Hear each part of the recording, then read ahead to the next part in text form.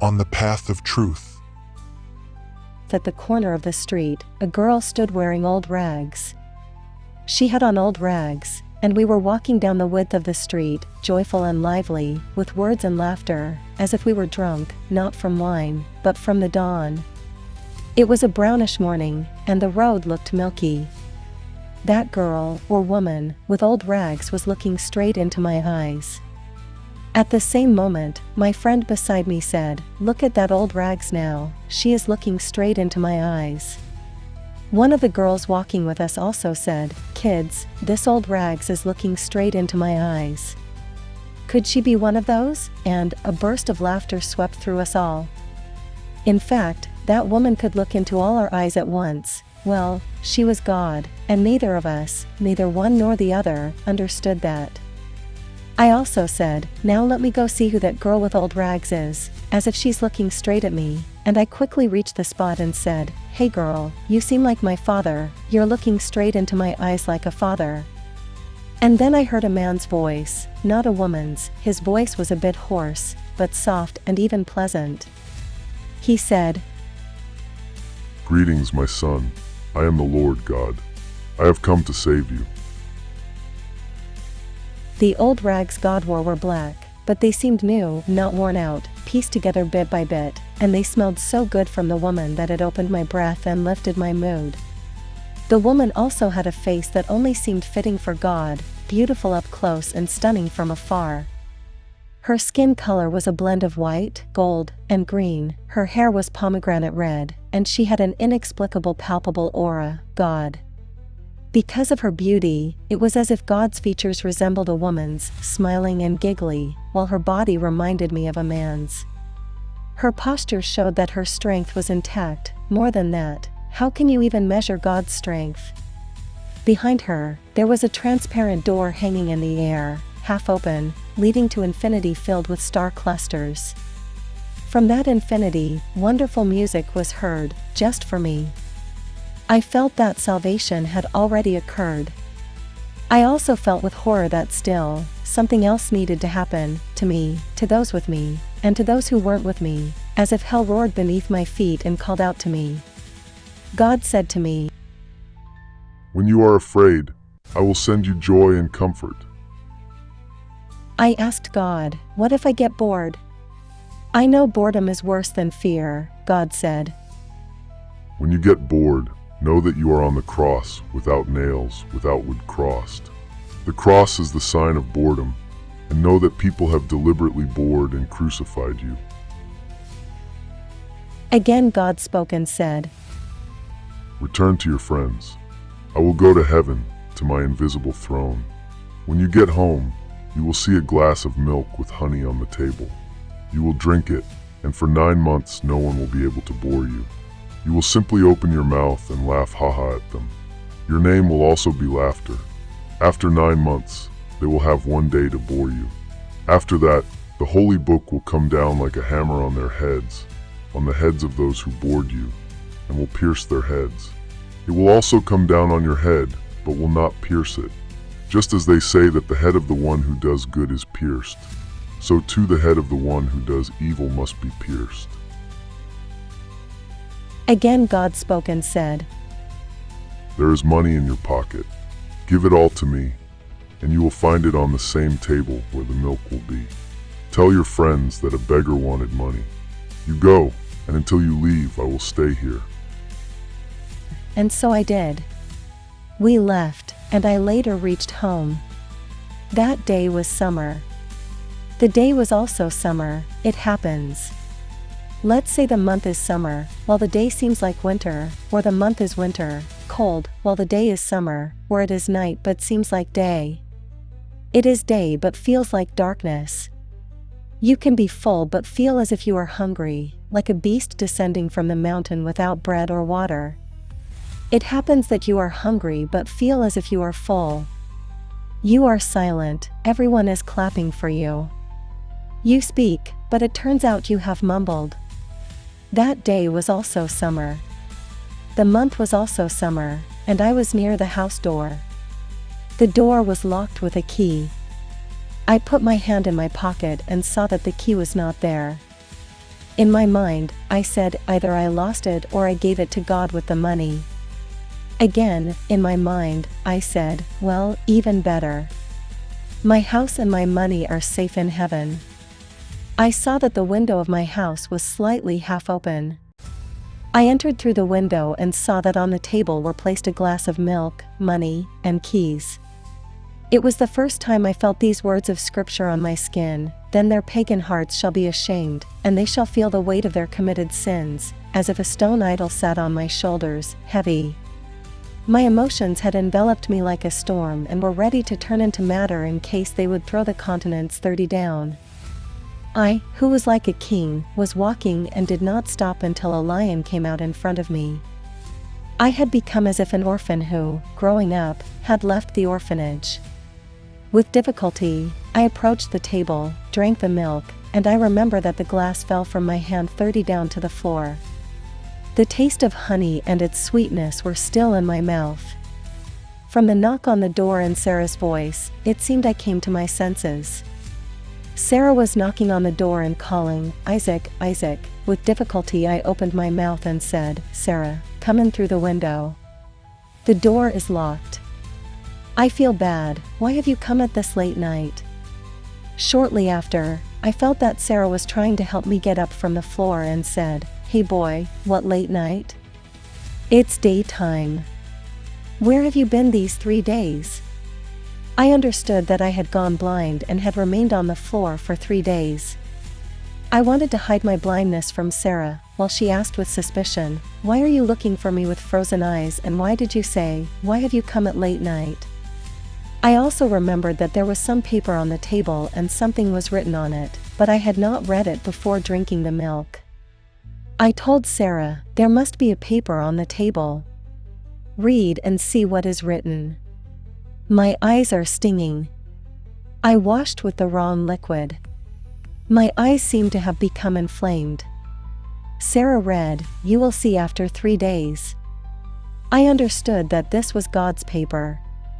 God also knew that I would not read the paper before drinking the milk. I told Sarah, "I called a doctor. Probably, he wrote that paper and left through the window, as he had entered, when I was tending to my natural needs. The doctor will also send medicines for me. He said to just lie down and rest. As for where I was for 3 days, I will tell later." Sarah said, "Jesus Christ, what chaotic stories these are." I also asked Sarah a sharp question, saying, "Sarah, allow me to joke, if Christ was not blind for at least a few days, then where did the blind Christians come from, and who has seen Christ's face if not the sly fishermen and crawling tax collectors and short-sighted scribes?" Sarah said, "The liquid has left a good effect on you, you have turned from an architect into a prophet." If my blindness was not a trial, then it was a true revelation for me, especially since I knew it was temporary and expected, perhaps a new vision and eyes. I was as if in a dance hall, a called and awaited new guest. I remembered everyone, my relatives and acquaintances, friends, even strangers, moment by moment. Sarah's always longing and deer-like gaze seemed to be in front of my eyes, with her drooping lower lip with a small dimple and green eyes, as if they were peaceful, green lakes, and when she was jealous a little, that peaceful lake would turn into a stormy sea. At that time everyone was afraid of her, but those were directed at me.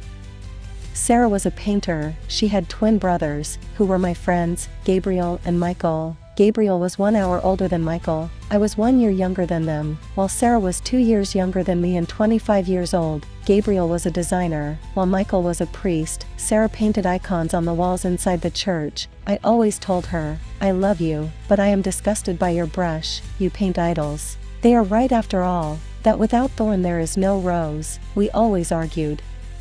About this, I told her that the essence of an idol does not lie in its composition, whether it is stone, wood, or paint and picture, and I added, God has chosen the golden mean, so that people are a little idol worshipping, until the Red Sea splits, becomes 2 parts and a path opens, while she said that I was chasing fairy tales, and I told her, Sarah, now that man cannot truly believe in God, because man is weak for faith, but strong for caprice, all the religions of the world are caprices. And profit, not faith.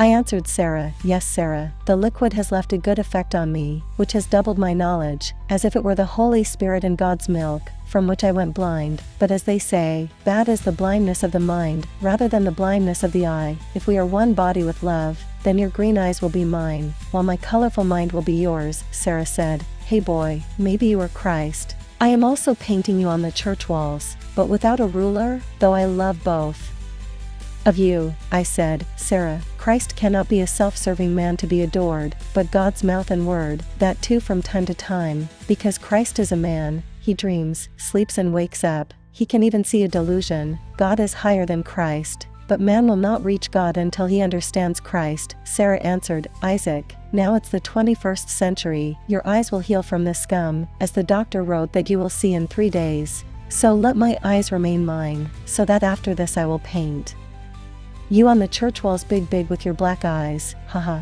But seriously, I am not getting my head around your colorful mind now. Maybe you are right, if Satan has not deceived you. I said, Sarah, there is no Satan except sin and death. Peoples have moved away from God and they choose a king for themselves, while Satan eats the smell from the right and left, because the smell chooses only the best sheep. It happens that confused it chooses a goat as a king, which cannot protect the flock from the wolf, that is, from Satan, while the shepherd, the true king, is Christ, in whose time the wolf will simply evaporate like acetone. Sarah took my hand and said, come, I will accompany you to the living room, so you can lie down on the couch and rest and wait for the doctor's medicines, and you will tell me where you were lost these 3 days. But until then what will you say? That God is an envy God. I have read about that in the Bible, in the Old Testament. I said, it is written that God is also jealous and that jealousy and envy are creative. Because God is a creator and that envy is real and natural envy, in which there is love, and it is not like the envy of a neighbor who has done no good and in whom there is only malice. We reached the living room from the dining room on the left, passing through a zigzag corridor, where there were 3 baklava-shaped bedrooms, while the bathroom and shower were on the 2nd floor. The stairs were located in the middle of the 2 left bedrooms. The door of the right bedroom was directly opposite those stairs. The right intersecting walls of the corridor were cut by the bedroom door. The entrance to the living room was at the end of the corridor with its recessed stairs, rising about 1 meter. I had built the living room 1 meter higher than the corridor, while the dining room was 1 step lower than the corridor. The corridor started from the area adjacent to the dining room, where the house's entrance door was. The dining room floor and the house's yard were on the same level. I had just lain down on the couch and a knock was heard at the door. I told Sarah, Sarah, the house key is on the dining room table. Take it and open the door to see who it is. I heard Sarah's departing footsteps, then the returning footsteps, and she said, hey you, they brought your phone. It was the mailman. He said someone found it on the street and handed it to the nearby post office. That's why, you weren't answering my calls. I told Sarah, Sarah, turn off my phone. Whoever asks about me, tell them that I have gone to Egypt to study the pyramids. As for your question about where I was these 3 days, I will say that I came back from Egypt tonight. My work had a very tight schedule, that's why I couldn't inform you. Well, as you see, I had lost my phone that day at dawn, the dawn following your birthday. Well, you remember that girl with wearing old rags? I will leave for Peru in 2 days. I have an important meeting. We need to study the structures there that were built at the same time as the Egyptian pyramids, and you must accompany me. Book a plane ticket for yourself on the same flight. I booked mine a week ago. Sarah started jumping with joy. Sarah's joy ended with claps. She clapped quickly. Finishing the claps, I said, Sarah, now hold on tight so you don't fall. After 4 days in Peru we will leave from there to Jerusalem, to see the Western Wall, whose large stones are the same structure as Machu Picchu in Peru, the pyramids in Egypt, and Baalbek in Lebanon. There is a suspicion that the so-called Western Wall does not form part of Solomon's temple, but is a section of an unknown structure and has a history of 10 to 12,000 years. These ancient structures are like stars on Earth and are highly mysterious. Man should not get lost looking at them. Even if there are aliens, they could not have built such things. The pyramids seem like male and female, symbolizing man's limited spiritual image, even symbolizing man's condensed and allegorical structure.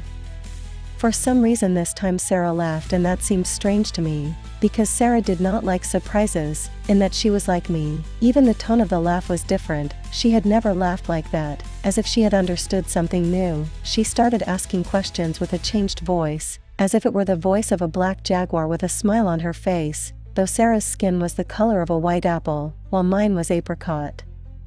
Sarah said, "Isaac, it's as if I am in a dream. To dispel my doubts that we are not in a dream, I need to ask you a few questions. Are you ready? Well, let's start. Can you build a temple like wise Solomon, and what would the appearance of your built temple be like?" I answered saying, "I can build only in two cases. If I am the son of David or the son of God, the difference is only in the handwriting. The spiritual appearance of the temple is my word, while the external appearance is known only to God. It is the pinnacle of perfection," Sarah said. "One more question. What distinguishes Christ from man?" I said, "Sarah, now let me think a bit, and you give me a piece of gum. My mouth is dry. Christ is the needle in the hay, that turns the hay into a needle, something useful for God. Otherwise the cow would eat the grass, the hay, while the hay is the people."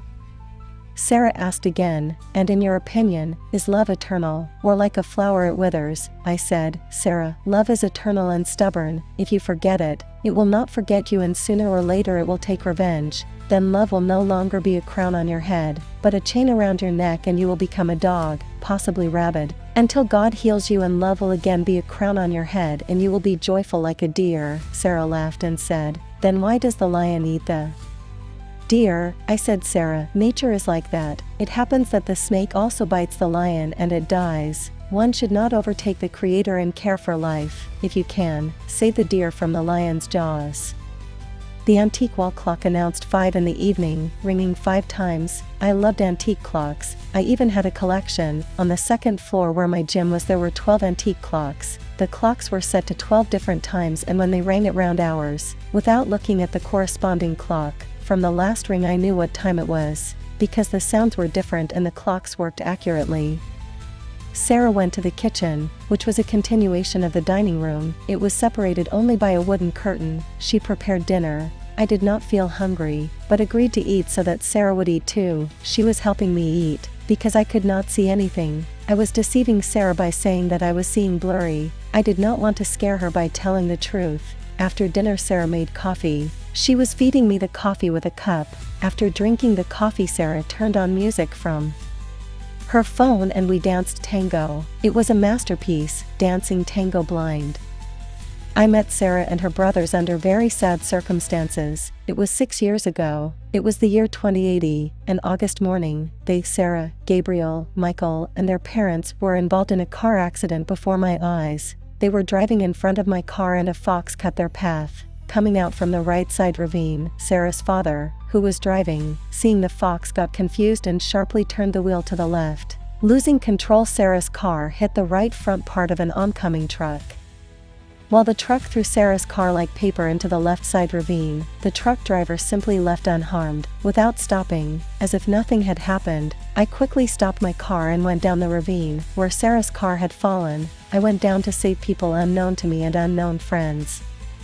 The sun setting on the horizon was piercing my eyes, forcing me to look down, to look at the ravine from above. Wherever I looked while descending the ravine, as if the sun was biting me, showing me my difficult situation, and as if hinting, saying that God does not exist. In my mind I said, "You too turned out to be a traitor, son boy, like your lover the moon is a traitor." While descending the ravine the thorns were rustling, while the river seemed to speak in its own language. A woodpecker was tapping somewhere in the ravine, on some tree, as if hinting that boredom is whose dog. The car had fallen straight onto a medium-sized tree in the ravine, breaking its trunk at about 1 meter high. The car had fallen about 15 meters down the ravine, until that tree breaking it, and there remained about 20 meters for the car to reach the rocky end of the ravine and be finally destroyed by hitting the large stones on the riverbank. The front part of the car was burning, and that fire had also caught the tree, gradually weakening the trunk section and the broken part of the tree,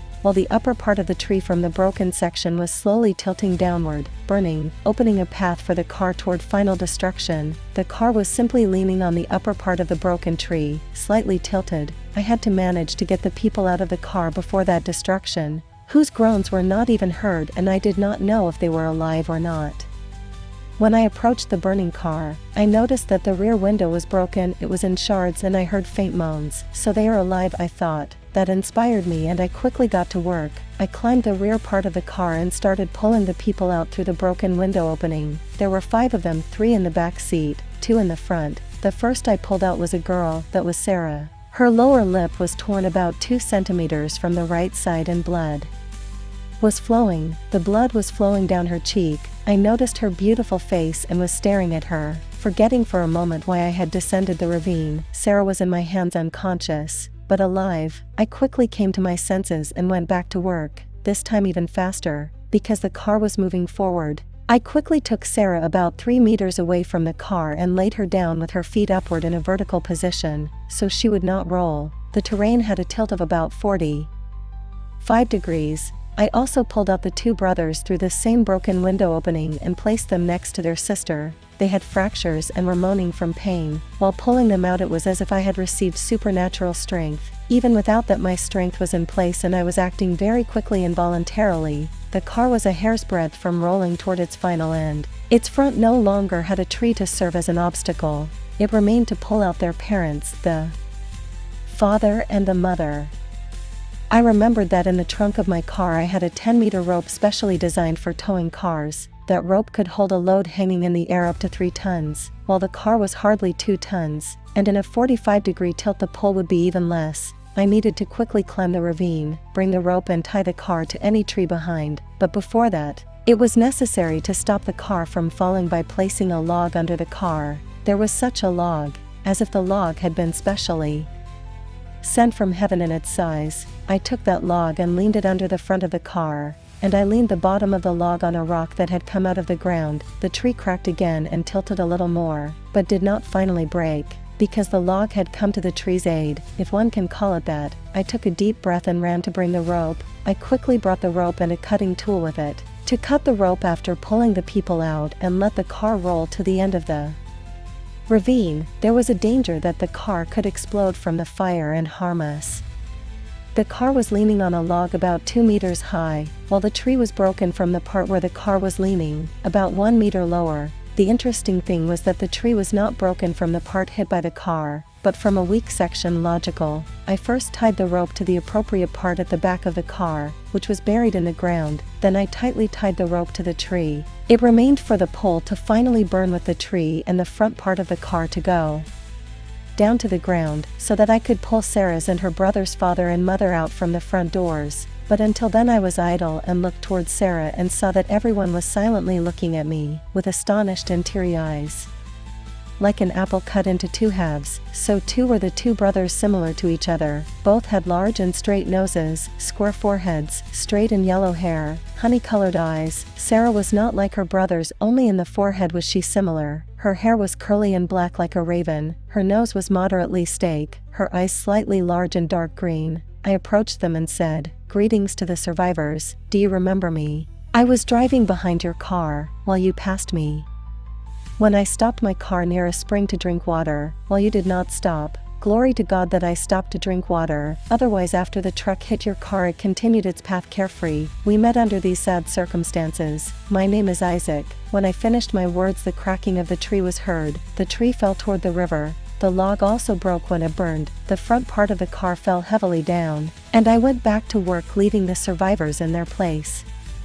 The car was strongly built and light compared to its size. The internal and external safety systems had worked. The external safety consisted of 3-layer barriers in front of the car. Only the internal water spraying system of the car's front part, which was for extinguishing the fire, did not work. The tied rope was firmly holding the car in its place. I had taken the survivors to the left of the car. So first I went to the left door, where the driver was Sarah's father. First I noticed his typical forehead, which was present in his children. His neck was broken, which they later healed. I easily pulled him out through the front door, and at that time 2 brothers came to my aid. While Sarah was crying, calling Mom, Dad, I told the brothers to take their father straight to my car, while I went to the other side of the car and with great difficulty opened the door, and saw that an iron rod was stuck in the upper part of Sarah's mother's right leg. I removed it with great difficulty from her leg and took her straight to my car. Blood was flowing quickly from her leg. The boys came toward me and I handed their mother to them, saying to tie her leg tightly so the bleeding would stop. She was also alive. 5 were saved and later fully recovered. Only Sarah's mother's right leg was amputated. After that I went down the ravine again and pulled out Sarah, who had again fainted, while I did not cut the rope, because the danger was behind. 2 years after this incident, it was 2082, I became extremely wealthy, secretly extremely wealthy, the owner of an immense fortune, which could become the cause of my destruction, both spiritually and physically. That immense fortune had to be used correctly, moderately and secretly, otherwise destruction would be inevitable. I had accidentally discovered a cave house full of treasures inside a rock, a carved dug house. There were bags and large jars full of gold, jewelry and precious stones. There were 40 pieces of treasure there. It was probably the treasures of some ancient prince or king. The carved dug house inside the rock had 3 rooms and a vestibule, whose height reached 7-8 meters. The length of their walls was also the same. That house had no windows and was dark there. Ventilation with the outside world was done only through secret spiral passages, like chimneys for example, from which light did not penetrate. The only entrance to the house was at the bottom of the riverbed. A secret tunnel was dug, with a diameter of 2 meters and about 20 meters long. The tunnel was filled with river water, and that water also flowed into the heart-shaped pool of the house inside the adjacent rock, whose level corresponded to the river level. The pool even had a reserve height. In case of river overflow, when the river water rose, the pool water also rose. Probably the builders, while constructing that house, had temporarily changed the riverbed, so they could dig the tunnel and the rock, like they dig and build the metro under the city.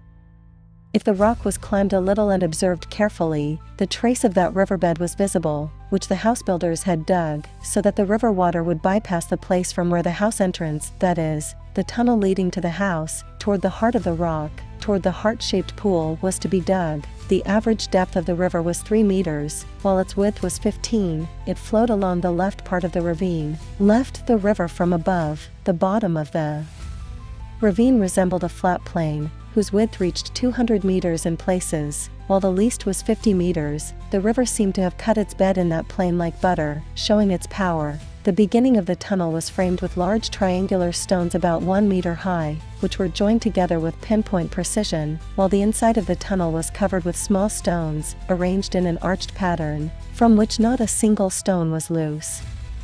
Besides being an architect, I was also a good swimmer. There was no one equal to me on the international scene. I was a winner and medalist in many competitions. I had loved swimming since childhood and swam in the river against the current. That river was the one from the accident and the treasures, which was near our village. The village was located in the eastern part of that ravine. Being a swimmer, I worked as a lifeguard 1 day a month on the beach. My house was in the city, on the seaside. The city was newly built. My house too. I had come to the city to study, and why not also to live? I was born and grew up in the village. Our village had acquired a new name, Bethlehem, from the day when a prophet descending from the sky wrote on the mountain in front of the village with large stones, Bethlehem. After that incident they changed the village's name. 5 eyewitnesses seen that scene had become mute. The prophet, turning around, saw that they were watching him and made them mute. My mother was a teacher and worked at the village school, while my father was a farmer. We had a large farm in the village. We had 500 head of cattle and 1,000 sheep. My father's name was Ardashes, while my mother's name was Esther, and she had come as a bride from the city to the village. The people of our village and the people of the city lived in poverty and were burdened with debts. I decided to help them secretly, because having found the treasures I had become extremely wealthy. I took out 1 bag of gold and 1 bag of precious stones from the house in the rock and took them to the city, my house. I waited until a heavy rain came with wind and a storm. It did not delay. 4 days later at night a heavy rain came with a storm. During the storm I sat in my car, and opening the front window started throwing the gold and precious stones into the city streets and into houseyards. I kept the remainder at the bottom of the bags as if that was all I had found. The next day there was a commotion and celebration in the city. Everyone was talking that it was possible that the storm had brought the treasures from the seabed and scattered them in the city. That's how I had planned it, that they would talk like that. But they could not solve the riddle. Everyone was amazed. It quickly spread on the internet and in news outlets. An international jewelry organization came specially to our city and was requesting to buy the found golden stones, because it was of high quality and unique. A little later I also sold what I had supposedly found and took the money to the village. I gave the money to my mother and told her to distribute it to the village's poor, while I gifted my mother a necklace, from which a large emerald stone was hanging. In the treasure house the treasures were arranged by category. In the left room from the vestibule there was gold filled in bags. The bags were woven from camel hair. There were 13 bags of gold there. The bags were larger than usual, so that one sheep could fit in each. The gold bags were very heavy, lifting them was impossible. The gold was in the form of coins, the size of a black fig. On one side of the gold there was a woman's face engraved, on the other side a naked cross was engraved. In the middle room there were the same bags and the same number of jewelry. The jewelry was diverse, of various precious stones, starting with earrings, ending with men's rings, and in the middle with the crowns of a king and queen. In the right room there were 13 jars full of precious and semi-precious stones, from diamonds to pearls. The average size of the stones was that of an olive. The jars had wide mouths and 1 meter height. While in the right part of the vestibule, because the heart-shaped pool had a left tilt, there was a copper basin placed on a stand, about 1 meter in diameter and 40 centimeters high. It was full only of jewelry made from emeralds. The chain that I had given to my mother, I had taken from that basin. The 13th jar in the right room was closed. Wax was poured over it. Removing the wax layer from above I saw that it was full of pearls of different colors and sizes. The clay jar was sealed with wax so that the pearls would not spoil. The size of the pearls reached up to the size of a chicken egg, while the smallest were the size of a pea. Those pearls I had to sell soon, so they would not spoil and serve their purpose. I set to work and sold the pearls. I also sold 2 semi-processed 1,000-carat diamonds, and with that money I founded a production in our city, a battery production, from watch batteries to solar batteries. Next to the battery production I also founded a bicycle production. Those bicycles were new. They worked with micromotors and solar batteries, so that while pedaling the bicycle a person used twice less effort, while the speed was tripled compared to mechanical bicycles.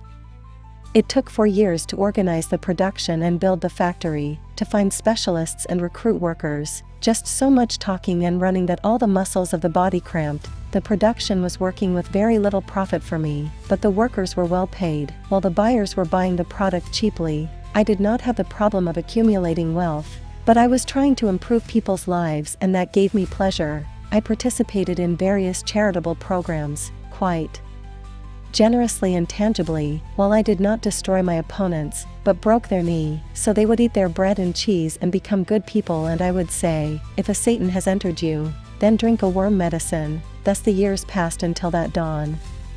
While dancing tango Sarah said, "Isaac, what a good smell is coming from you. If it's not a secret, tell me what perfume this is." "It's a real man's perfume." My mood is sharply rising. I understood that it was the result of that milk, which had started to change my body's composition. I remembered Isaiah's prophecy that, "As many shall be astonished at you, when your human form shall be uncomely and your glory," which is from the sons of men, though this is more a spiritual and dual prophecy than physical and for one man. In my mind I said, would that a prophet were to write about me, my story, but since there is no such prophet, I will write my story for the coming generations. If the dough does not turn into roasted bread, while time is chaotic, I said, "Sarah, this perfume is only for the anointed. Isn't it that the anointed is anointed with perfume full of horns?"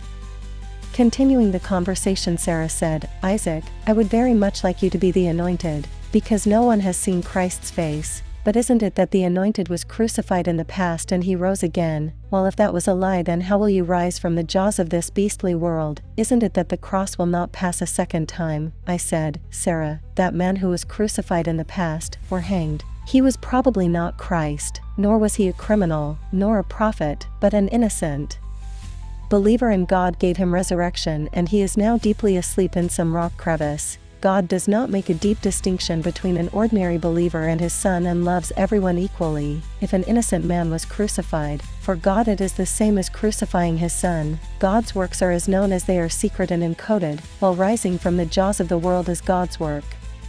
Sarah said, "Isaac, come, let's go out to the sea and swim. I will accompany you. Also you love swimming in the sea in the evening, and the salt water will be good for your eyes." By the way, what happened to the medicines that the doctor promised, and will you say who gave you the name Isaac, your mother or father? Isaac means he will laugh. I always forget to ask you this question, I said. Sarah, you have a very jealous curiosity. My name was changed to Isaac when I was 8, while before that, my name was Alexander. My mother had a dream, and in the dream a dark-haired woman with pierced hands and feet, as if Christ, said that my name should be changed and Isaac should be put. My mother was very scared and changed my name. As for the medicines, we will ask the sea fish, Sarah said. I know that the dolphin can speak Armenian. We will ask them for your medicines, she said, and laughed like a dolphin. If a dolphin really laughs. Well, I am very strong in imagination. We went out and swam in the sea, while my lighthouse was Sarah's voice. While swimming, Sarah said, Isaac,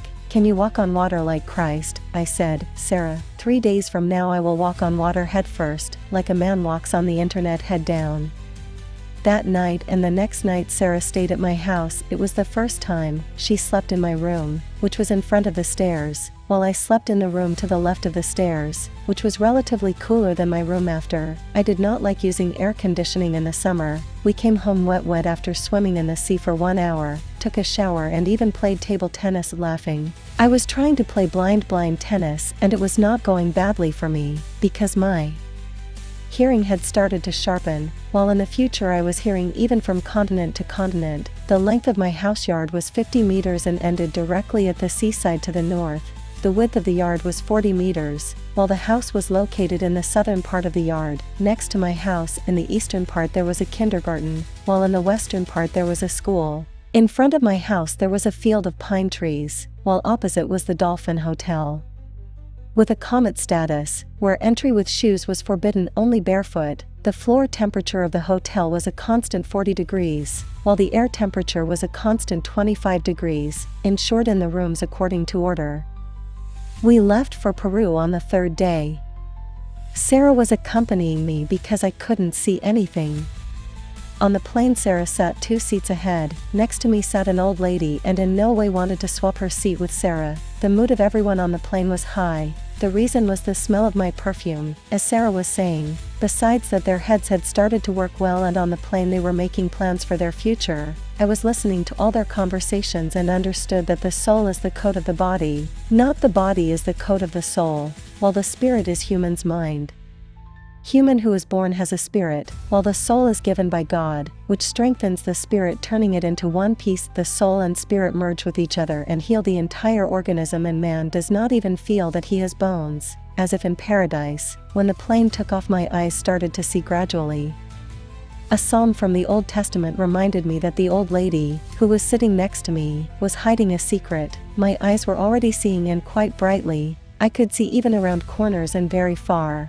I could see around corners behind the wall in front of me, see in the dark, see inside a closed basement. I turned toward that old lady and started to examine her carefully, and noticed that sitting next to me was an old Sarah, and she smiled. Even her lip dimple was preserved, while Sarah even argued with that old lady over the seat, while the old lady shushed Sarah so much that I even laughed. While next to Sarah sat an old man. I looked around at him, and to my surprise I saw that it was me in old age, that reality was from God. It was showing a partial event, that God can even change the form of time, making time, so to speak, spirality. I said in my mind, how many secrets there are in God's world. Human who has taste, that taste he either gives to God, or to a friend, or to a wife. The middle option is very rare, to give taste to everyone, because the basis of being in love lies in humans' taste seasoned with freedom. We made a stopover before reaching Peru, and we no longer saw that old lady and old man. They did not board the plane after the stopover, and the young Sarah sat next to me. She was very scared of that old lady and old man. Something had dawned on her, but she was not talking about it. In Peru we were awaited by my childhood friend Moses. He welcomed us at the airport and we went to his house. He was a karate-do master and was acting in films.